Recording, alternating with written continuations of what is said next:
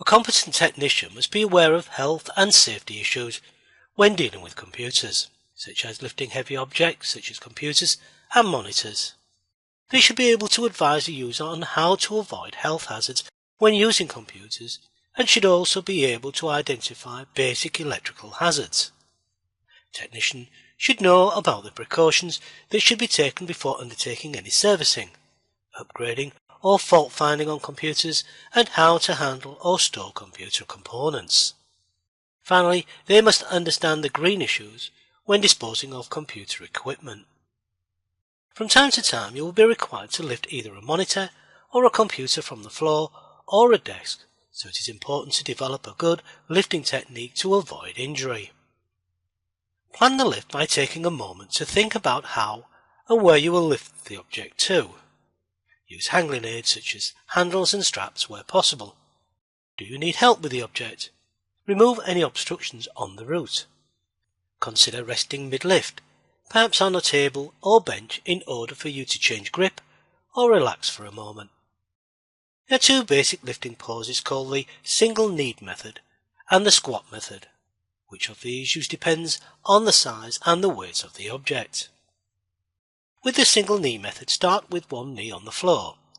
Place the leading leg slightly forward if this is more comfortable. Use the strength of your arms to raise the object up onto your mid-thigh. Then use the power of your legs to stand up. An alternative way to lift is to position the object in between your knees. This is called the squat method. Keeping your back straight and your arms extended, begin to stand up using the power of your leg muscles rather than your back to generate the lifting force. Always adopt a good posture. Bend your knees so that your hands, when grasping the load, are as level with your waist as possible. Do not kneel or flex the knees. Keep your back straight by tucking in your chin. Lean forward over the load slightly as this helps maintain your balance and posture. And to keep a good grip, keep shoulders level and facing in the same direction as the hips. Maintain a firm, secure grip. A hook grip is less strenuous than keeping the fingers straight. If you can, vary the grip as you move to prevent strain. Try not to jerk. Carry the object smoothly, keeping control of the load. Move the feet and try not to twist the torso when turning to the side. Instead, face the way you want to go. Twisting of your spine to reach for objects can cause muscle or ligament strain. Always turn around completely and move your whole body towards the required object. Put the load down and then adjust the positioning if necessary. And don't try to move it all in one go. Never try and lift the object with your back as shown, as it could cause permanent back injury. Those working with keyboards and computer display screens for prolonged periods can be exposed to a number of health hazards. The principal hazard relates to the arms. The problem which can develop are referred to as WRULD, work-related upper limb disorder, or RSI, repetitive strain injury.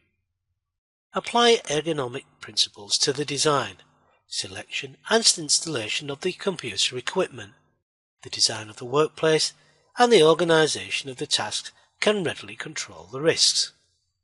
The risk is only significant for those who use computer workstations intensively for a large part of the working day.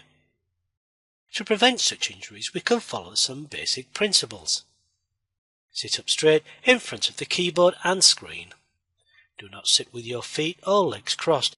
Your feet should be flat on the ground and there should be enough space between your desk or table to move your legs freely. Lower arms and thighs should be parallel to the ground. If possible, make adjustments to the chair. When using the keyboard, make sure that the keyboard is tilted. The wrist and fingers should line up directly with the lower arms and not be bent as you type. Do not hammer the keyboard when typing and do not overstretch the fingers. When using the mouse, keep it within easy reach. Wrists should not be leaning on anything, nor leaning to the side. Flex the hands and fingers to prevent cramp and aches. Take frequently short pauses and take the hand off the mouse and let the mouse arm hang straight down from the shoulder. Use alternative keyboard actions so that you are not continuously using the mouse. Change the mouse from right to left-handed use or vice versa from time to time. You can avoid eye and neck strain by reducing the time working on the computer, which can lead to tired eyes and discomfort. Adjust the screen to avoid reflections and use the blinds or curtains at the windows if available. If an eyesight problem is discovered after reviewing the screen, then eyes should be checked. It may be that the user requires a pair of glasses for working on a computer. Adjust the screen angle to prevent straining the neck. Continually straining the neck will develop discomfort in the shoulders and back. Take a break.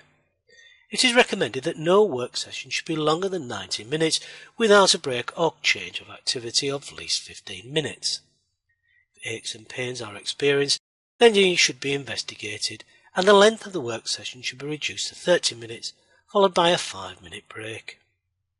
Make sure the computer is at the right height for keying in and viewing the screen. Next, we shall look at general electricity safety.